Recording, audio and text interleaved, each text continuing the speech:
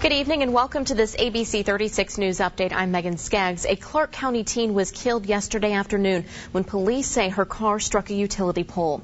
Grief counselors were on hand at George Rogers Clark High School to help students cope with the loss of fellow classmate 17-year-old Shauna Taylor. It's a situation that many young people haven't had to deal with, and they've got all kinds of emotions, and they don't know exactly how to. And this kind of brings them together and show, it's all right to hurt. It's all right to show these feelings. Two other girls were in the car with Taylor at the time of the crash. They were both treated and released from the hospital. The concern is very real. How are school districts going to make up snow days or in some cases weeks of missed classes? State testing is coming up around the corner in April. The concern is, will students be ready? Kentucky's education commissioner wants to push back state testing and extend the school year so students have more time to prepare. But that does come with some consequences.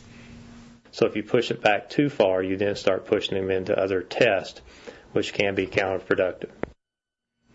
The state is still collecting feedback from superintendents about what to do. In the meantime, the education commissioner hopes to have a plan in place before meeting with the General Assembly next week. Fayette County Public Schools have a plan to make up some of those days. March 5th, May 27th, and 28th, as well as June 1st and 2nd are the makeup days. If there are no more snow days, the last day of school for Fayette County students will be June 2nd.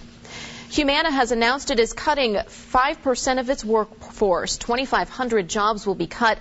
Another 1,100 positions will be added at the Louisville-based insurance company for a total job loss of 1,400 jobs. Humana says its total enrollment fell 11% from last year. A rally in Frankfort had one simple message: don't cut services to Kentuckians with disabilities. It is a tough year, though, for lawmakers to meet the needs as the state stares down a $1 billion-plus budget deficit. It is crunch time.